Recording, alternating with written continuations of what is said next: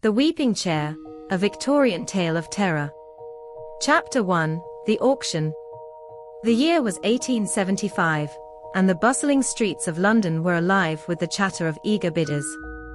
In a dimly lit auction house on Baker Street, items from an old Victorian manor were being sold to the highest bidder. Among the many antiques on display was an unassuming chair made of dark mahogany wood. Its intricate carvings hinted at craftsmanship of the highest order. No one in the room knew its dark history. Lot 42, a fine Victorian chair, the auctioneer declared, his gavel in hand. An elegant piece to adorn your sitting room. Shall we start the bidding at 5 shillings? Mrs. Eleanor Hampton, a widow with a penchant for collecting unique furniture, raised her hand. She had been searching for the perfect chair to complete her parlor, and something about this piece spoke to her. The bidding ended quickly, and the chair was hers. As the auctioneer's gavel struck the table, Eleanor smiled, oblivious to the faint sound of sobbing that echoed briefly through the room. Chapter 2, The New Arrival. The chair arrived at Eleanor's townhouse the following evening.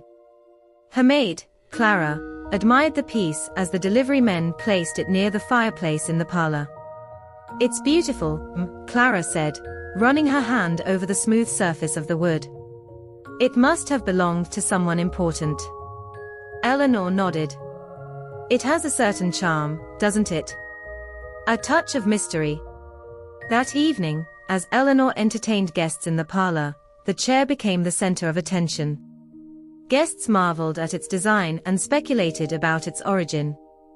But as the night wore on, an uneasiness settled over the room. The fire crackled in the hearth, but the air felt cold. One guest, Mr. Aldridge, glanced nervously at the chair. "Does anyone else hear that?" he asked. "Hear what?" Eleanor replied, puzzled. "A faint sound, like someone crying," he said, his voice barely above a whisper. The room fell silent. Everyone listened, but the sound had vanished. The guests laughed it off, chalking it up to Mr. Aldridge's imagination. But Eleanor couldn't shake the feeling that something was wrong. Chapter 3, The Crying Begins. That night, Eleanor awoke to the sound of soft weeping. It was faint, almost like a whisper, but it was there. She sat up in bed, her heart racing.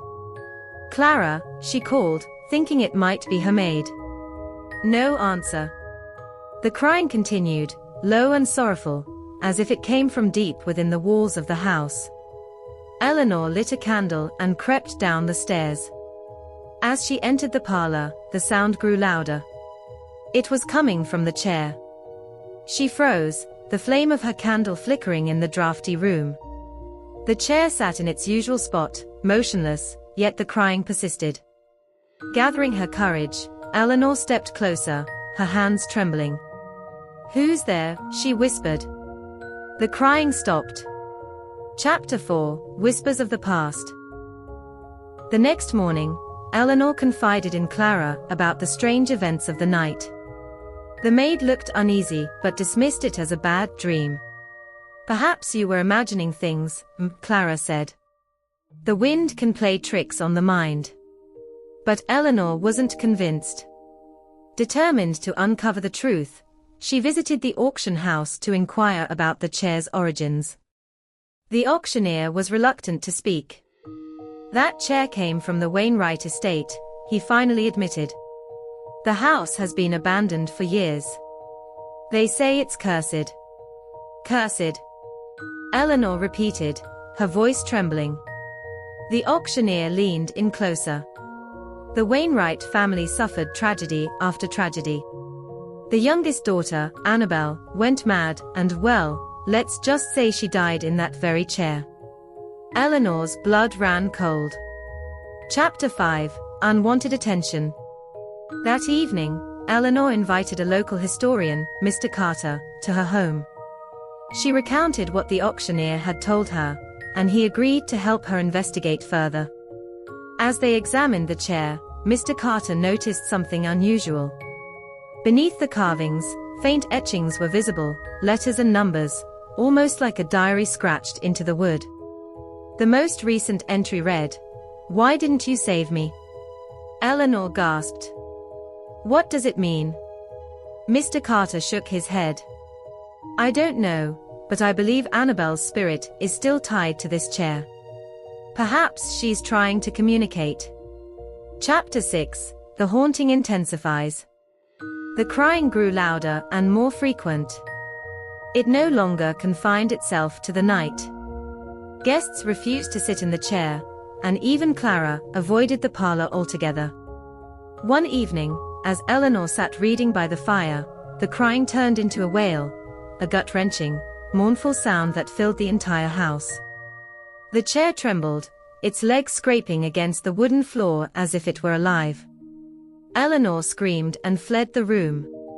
When she returned with Clara moments later, the chair was still. But the marks on the floor were unmistakable. Chapter 7, A Desperate Solution.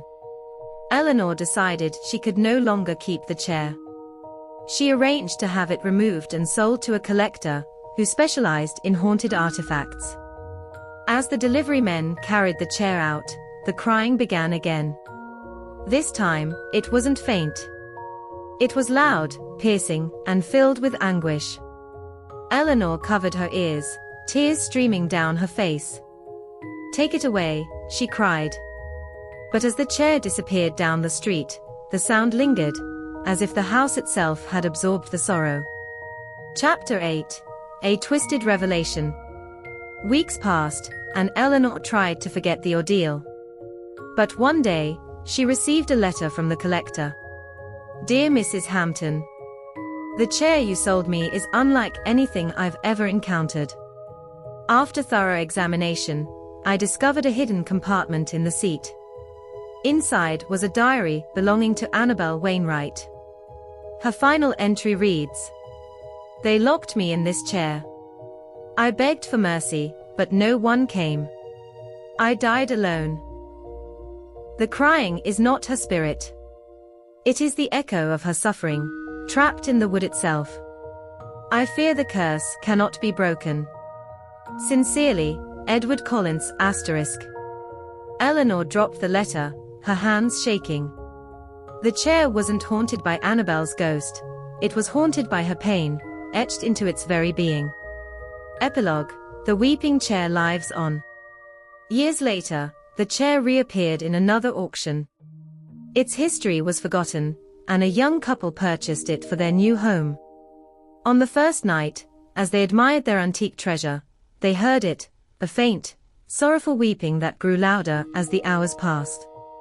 The curse of the weeping chair continued, an eternal reminder of a young girl's suffering and the shadows of the Victorian era. Vocabulary summary. Auctioneer, a person who conducts an auction. Mahogany, a type of expensive, dark wood. Faint, weak, or barely noticeable. Sorrowful, full of sadness. Etchings, marks or designs scratched into a surface. Tragedy, a terrible or distressing event. Haunted, inhabited by ghosts or supernatural beings. Mournful, expressing sadness or grief. Compartment, a hidden or enclosed space. Curse, a supernatural cause of harm or misfortune. This story serves to enhance vocabulary through an atmospheric, Victorian-era horror tale.